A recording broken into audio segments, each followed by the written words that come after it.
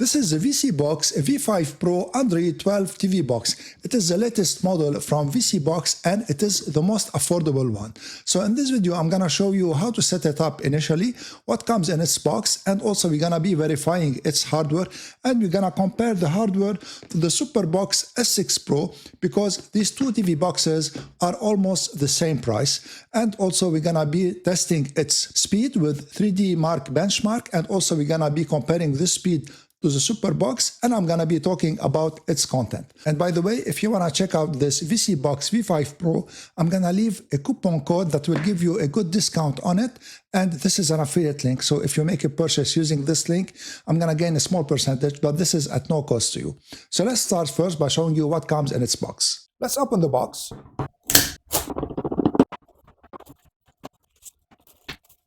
And this is everything you get in the box: some documentation, HDMI cable, antenna, the TV box, power adapter, and the remote control. For the ports, this is a DC input port, this is the HDMI out, this is the optical out, AV out, and this is the LAN port. And also on the side of the TV box, you have two USB ports and a TF card port. When you first start the VSeeBox V5 Pro, it will ask you to pair your remote control for Bluetooth operation instead of infrared operation. So you have to press on the OK button and then on the minus button on the remote control simultaneously, and then wait for the TV box to pair the remote control. And here it is paired. So now you can use the remote control without pointing it directly to the TV box. And here continue the setup of the TV box. So you have to choose like the language, which is English for me. And also you need to choose the display. And here it detected that I have a 4K display. So it went to 4K directly. And I'm going to leave it at this. And you notice that the TV box has black borders all around. And this is because the screen isn't filling it up. So here I'm going to use the arrows on the remote control so that to put it at 100%. And then press the right arrow to continue. And here you need to choose your time zone. So I'm going to choose mine. And the network connection, I'm going to connect it with Wi-Fi because later I'm going to test the Wi-Fi speed. So here choose your Wi-Fi network and then connect to it. And here's my Wi-Fi network connected. There's a disclaimer that you need to read, and after you read it, either accept or reject it. Of course, you need to agree, otherwise you won't be able to use the TV box. And then press OK here at the end, and the TV box will start. So the first thing that you need to do after the setup is to go and download the proprietary applications of this TV box and to log in also to the Google Play Store so that you can install applications on it. Let's check the hardware now of this VSeeBox V5 Pro, and it should have the same hardware as the SuperBox S6 Pro. So this is the system here, and you see that it has 4 GB of RAM, and also it has 25 GB of storage, which amounts to around 32 GB of storage. It is now used with the Android system. So let's go to the CPU, and it has the ARM Cortex A53 also. So it is true to the documentation. And the display, it is also the Mali G31. Let's check the Android version.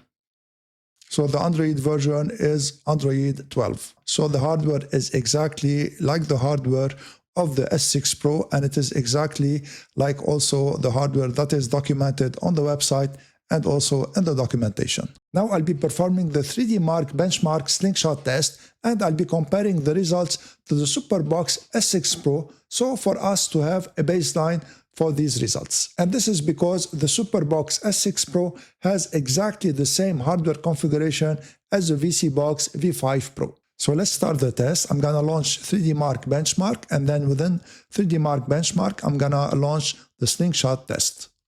And the VSeeBox V5 Pro scored 411 in the 3D Mark benchmark slingshot test, and it is a little bit less performant than the SuperBox S6 Pro that scored 423 points. But even though it scored less than the S6 Pro, when you watch anything on this TV box, it will not stutter and it will perform as it should perform.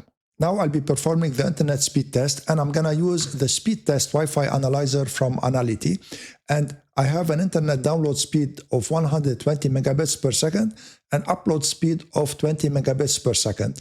And I should get around 130 megabits per second download and around 22 megabits per second upload. So here I have an excellent result, and I'm getting the full speed of my internet connection with the Wi-Fi connection. And if I compare this result to the internet speed test of the SuperBox S6 Pro, I have almost the same result, give or take a little bit in the download speed, and this depends also on the time of day that I performed this test. So they are almost the same.